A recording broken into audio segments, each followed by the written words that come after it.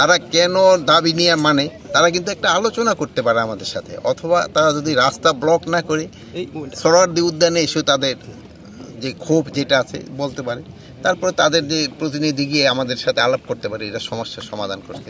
তারপরে আবার ধরেন যে বিভিন্ন কলেজের সাথে যে হচ্ছে, এক কলেজ আরেক কলেজে, এখানে ধরেন যে ছাত্র প্রতিনিধিরা আছে, দুই কলেজের প্রতিনিধিরা নিজের আলাপ করে নিতে পারে, দুই কলেজের শিক্ষকরা রয়ে গেছে, তারাও কিন্তু আলাপ করে এই সমস্যাটা সমাধান করতে পারে।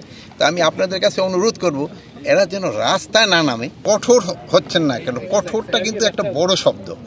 আবার কঠোর হলে আপনারাই বলবেন যে এরা কোন ইসের আসলে, এই যে আগের মতোই হয়ে গেছে, দিয়ে আগের মতোই কঠোর হয়ে যায়। আপনারা কি চান যে আমরা এখানে লেথাল ওয়েপন ইউজ করবো? আমরা তো চাচ্ছি না কোনো অবস্থায় আমার ছাত্র ভাইয়ের উপরে কোনো ধরনের লেথাল ওয়েপন ইউজ করবো।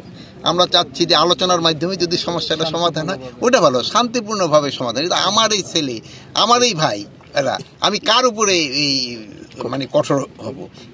তাদের আমি যদি বুঝে পারি, ওইটাই সবচেয়ে আগে চেষ্টা করা হবে। যদি তারপরেও যদি না বুঝে, আর আমি আপনাদের অনুরোধ করবো আপনারাও তাদের বুঝান। এরা কিন্তু আপনাদেরও ছোট ভাই, আপনাদেরও কিন্তু একটা দায়িত্ব রয়ে গেছে তাদের বোঝানোর জন্য।